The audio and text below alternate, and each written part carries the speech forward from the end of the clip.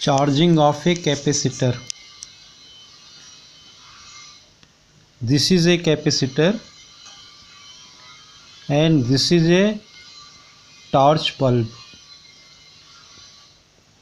Now you connect this capacitor to this torch bulb.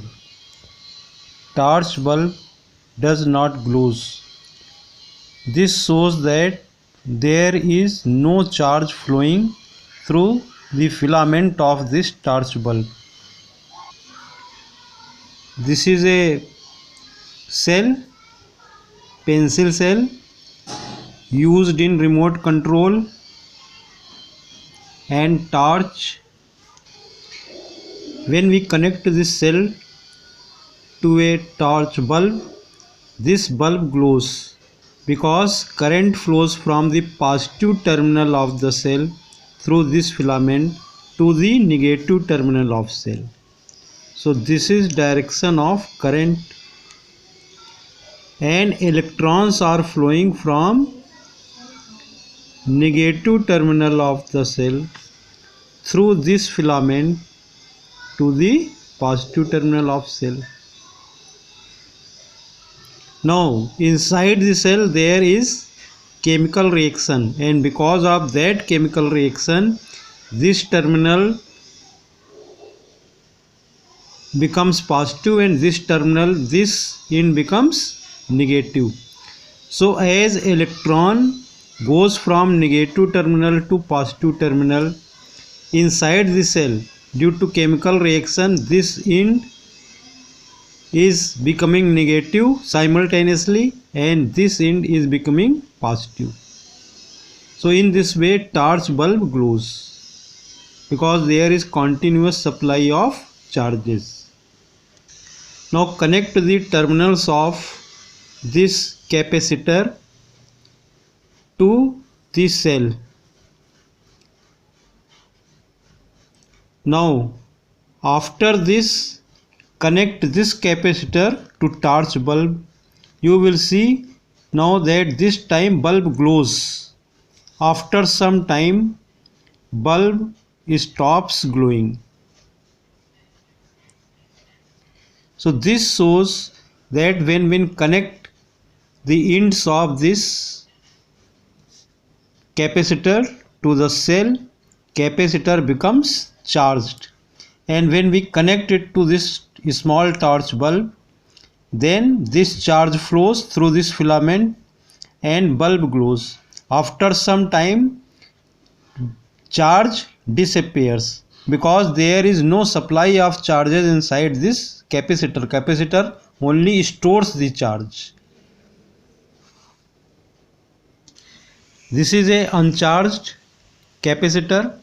When we connect it to a battery, then from the negative terminal of battery electrons flows towards this second plate of capacitor and this plate becomes negative. At the same time electrons comes from electrons comes from the first plate and moves towards the positive terminal of battery. So in this way first plate becomes positive. After some time this capacitor becomes charged. First plate becomes positively charged and second plate becomes negatively charged. There is abundance of charges. Now disconnect this from battery. So this charge remains on its plates. Plate number 1 is positive, plate number is second is negative, and there is electric field between the space. So in this way charge has been stored in the plates, and we can say that energy has also been stored, and this energy is electrostatic potential energy. Now when we connect plates of this capacitor to a bulb, so electrons flows from negative terminal to positive terminal through the filament of the bulb, and hence this bulb glows. As time passes, charge is reducing in the plates so glowness of bulb is also reducing, and ultimately when there is no charge, bulb stops glowing, there is no light. This is discharging of capacitor. Now this charge is discharging through this bulb. Now this is diagram for charging of capacitor. And after charging, suppose potential difference between the plates of capacitor is V, and there is electric field in the space between the two plates. So this capacitor has charge as well as electrostatic potential energy. Now electrostatic energy is stored in capacitor. We know that when potential difference across the plates of capacitor is V, then charge on the plates of capacitor Q is equal to C into V. Means charge in one plate is plus Q and other plate is minus Q.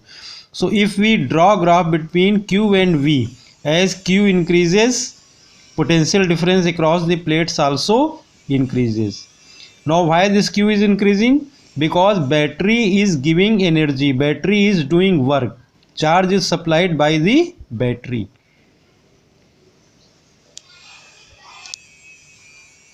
So electrostatic energy stored U is equal to work done in charging the capacitor.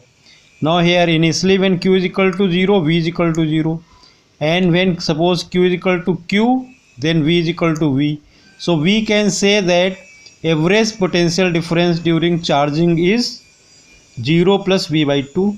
So work done is equal to charge into average potential.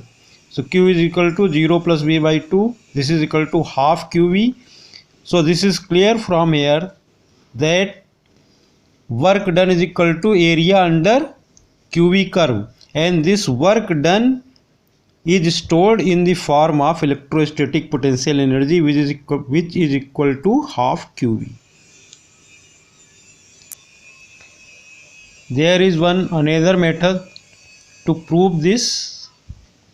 Suppose this is a parallel plate capacitor, its plates are connected to battery, and there is a key also. When key is on, suppose at t is equal to 0, there is no charge, and as time passes, suppose after few milliseconds, at time t is equal to t dash, there is charge on the plates of capacitor. Now as time passes, this charge will go on increasing.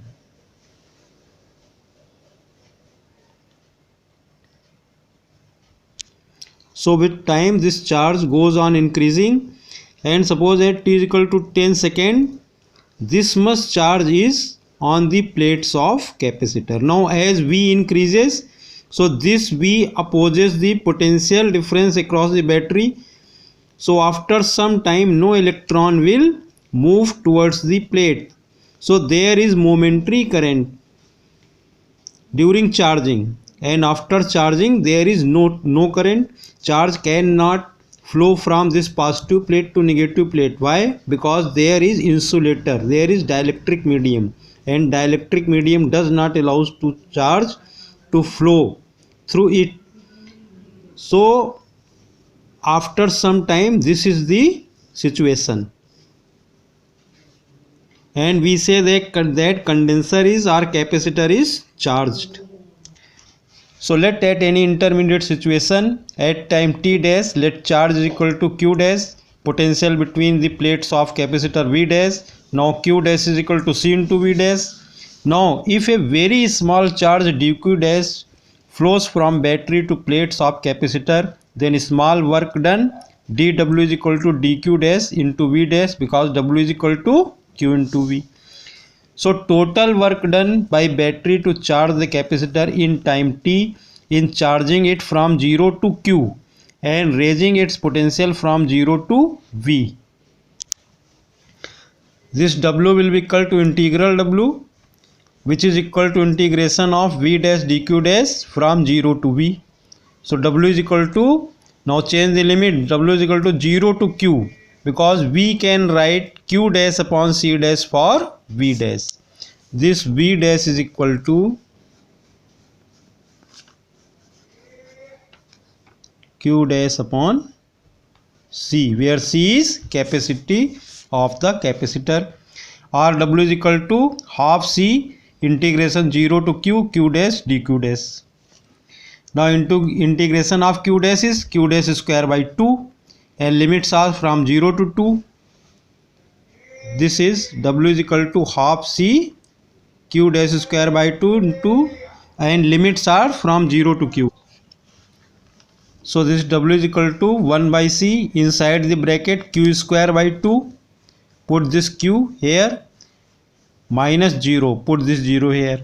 So W is equal to half Q square by C. So electrostatic potential energy stored U is equal to W. So this is equal to half Q square by C. Now Q is equal to CV. So we can write CV for Q. So U is equal to half inside the bracket CV square divided by C. So this is equal to half CV square.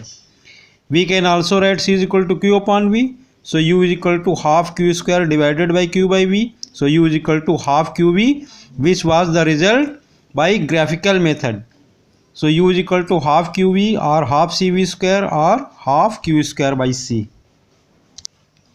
So result by graphical method was this half QV, and this is method of integration.